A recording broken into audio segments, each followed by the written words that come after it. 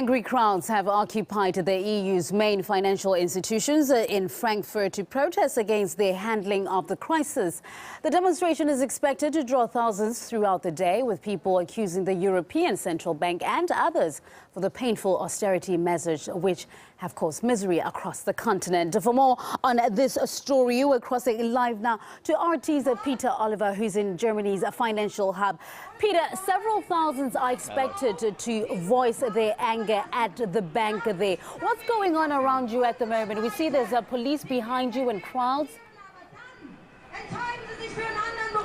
Well, we're hearing from organisers of Blockupy 2013 and around 3,000 demonstrators are out and about all around the city of Frankfurt. Frankfurt is Europe's major financial hub and the home to the European Central Bank, which has been one of those organisations which the demonstrators taking part here have been voicing their anger against, because they are, of course, part of the Troika, something that has very much upset a lot of people in Europe. The Troika is the three main lenders for those countries in severe debt. It's made up of the European Central Bank, the European Union and the International Monetary Fund. And those protesters who've come here say that, well, they're punishing the people of Europe for mistakes made by bankers and politicians. Now, to talk a little bit more about what's been going on, what is going on here in Frankfurt, I'm joined by Saul Trubovies, who's one of the participants. He's from the group Indignados. Saul, thanks very much. Why have people coming out to voice their anger here? Well, we are here because we know that the European Central Bank is one of the main institutions, together with the International Monetary Fund of the European Commission, of not only mismanage the European crisis, the economic crisis we're facing now, but for using the crisis to implement a long-time decided neoliberal agenda.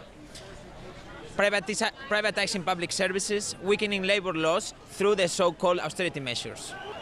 And what form are the protests taking place that are going on throughout the city today? Yes, it's a peaceful protest, it's a non-violent protest, it's a civil disobedience act that we have blocked all the entrances of the European Central Bank peacefully to avoid that the people that is working in the ECB will work today.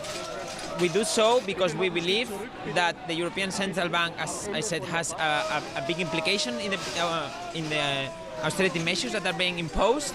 So through this action, we actually want to make the point that we know the role of the ECB and that we don't want the ECB to continue working in the way that he's doing. So how long will the demonstration take place for? How long are they going to try and blockupy, as it is, the ECB?